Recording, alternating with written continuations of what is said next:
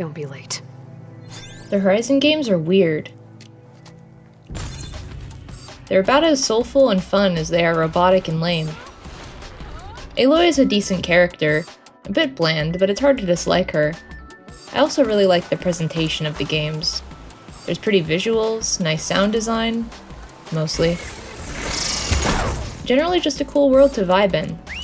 The post-apocalypse future is also great for storytelling and design.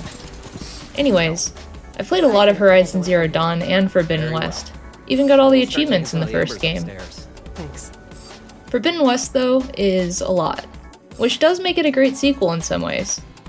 The world is bigger, there's more machines that have more variants, more activities to do and characters to meet.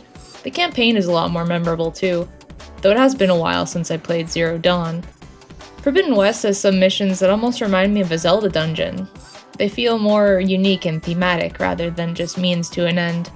For example, to acquire the Poseidon AI, you need to travel to what used to be a New Vegas casino.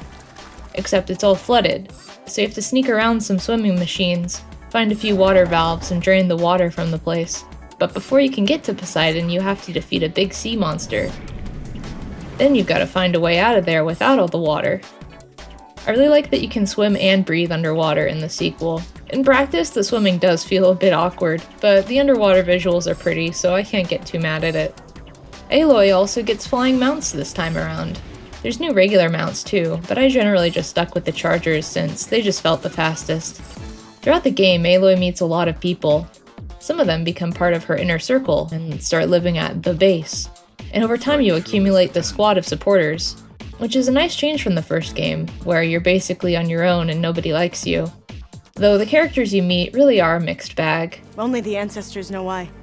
Well, the ancestors are dead, Elva. Of course. How else could they be ancestors? The core characters are fleshed out pretty well.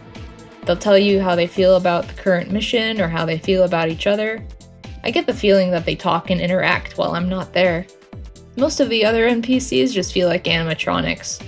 Their quests are fun to do, but you rarely feel like you're actually making a difference for these people. These games make me feel slightly insane, because I'll be going through the most dry NPC dialogue ever, wondering, why am I still playing this? And then the next moment, I'm feeling immersed in the world, doing quests and exploring. Something about Horizon Zero Dawn compelled me to 100% it, and I felt very similar about Forbidden West, at least for a while. In terms of Steam achievements, Forbidden West only has one more than the first game. However, the new additions just made for more busy work. And I'm all for having more things to do in the open world, but if I have to be stuck in one area or forced to engage with mechanics that are less than well implemented, I say no thanks. And I refuse to learn the stupid board game. Though I do appreciate its existence, I like collecting new pieces for it. The expansion to Forbidden West, Burning Shores, turned out to be one of my favorite parts of the game, despite me being almost burnt out of the game by the time I got to it. It begins with Aloy crash landing on a faraway beach in an unfamiliar area. Soon after, she meets a woman who's had similar struggles to Aloy. There's almost instant chemistry between them. The woman's name is Seika, and after she admits what's been going on with her, Aloy passes on some wisdom and offers to help. Both of them were trying to get to the same place anyway, so it just makes sense for them to team up. Seika proposes a plan of action, and Aloy gets to work. She gets some upgrades for her spear so that now she can override a machine that can fly and swim. And after taming the water wing, Aloy and Seika take to the skies and head off to one of the other islands. While doing so, they need to dive underwater often and briefly in order to avoid a tower that shoots at anything in its range.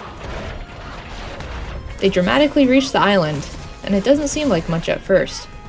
Once you get further into it, you see that it's a freaking dinosaur park. Aloy and Seika are just perplexed by this situation, but it got me a little hyped. It's only 5 exhibits surrounding a plaza, so it's not a huge area to explore. But you meet an AI there that tells you about the bad guy's plan and whatnot. In exchange for its help, it asks only that you delete its source code. It's an AI that's tired of living, basically, after serving its master for 1,000 years, all the while having its personality traits altered constantly. Please, let me rest. You go through, progressively unlocking each section until you meet Londra. That's the bad guy they're after. Since Laundra is doing some weird shit with her sister, Seika runs out from cover to confront him. Laundry sure is a weirdo, but at least he has a personality. They have a little chat and Laundra flies away. After sending out his dinosaur machine. When the dinosaur enters the arena, it stomps on the one random girl who just happened to be here too, which is just comedy gold if you ask me. After you defeat the dino, Aloy and Seika have another moment before parting ways, to prepare for the conclusion of the DLC's story, giving the player an opportunity to go around and do side quests or whatever. The side quests are good, by the way. I enjoy that dinosaur figurines are collectible here, though the quest was kind of underwhelming in the end. There's a side quest where you find radio transmitters, but their recordings are corrupted, so listening to them requires following their flight path in the sky. As you go along the path, parts of the audio log are repaired, ultimately leading to a final aerial capture point, and I like listening to those logs while flying, but if you stray too far off from the path, you'll have to start it all over again, from the beginning.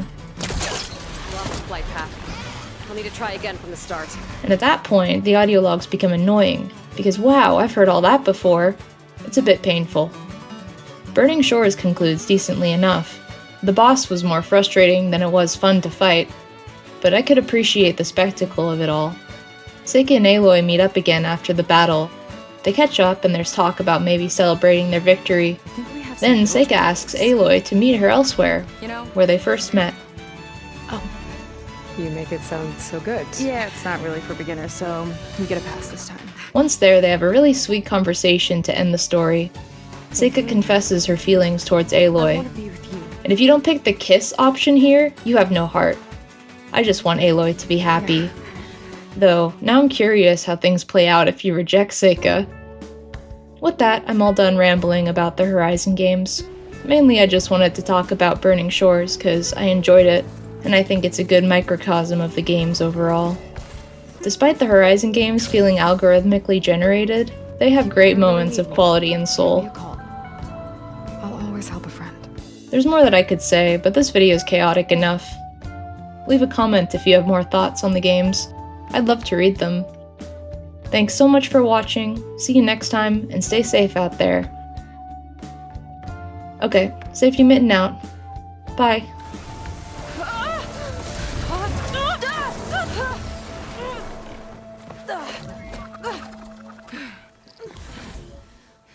We've got to work on that.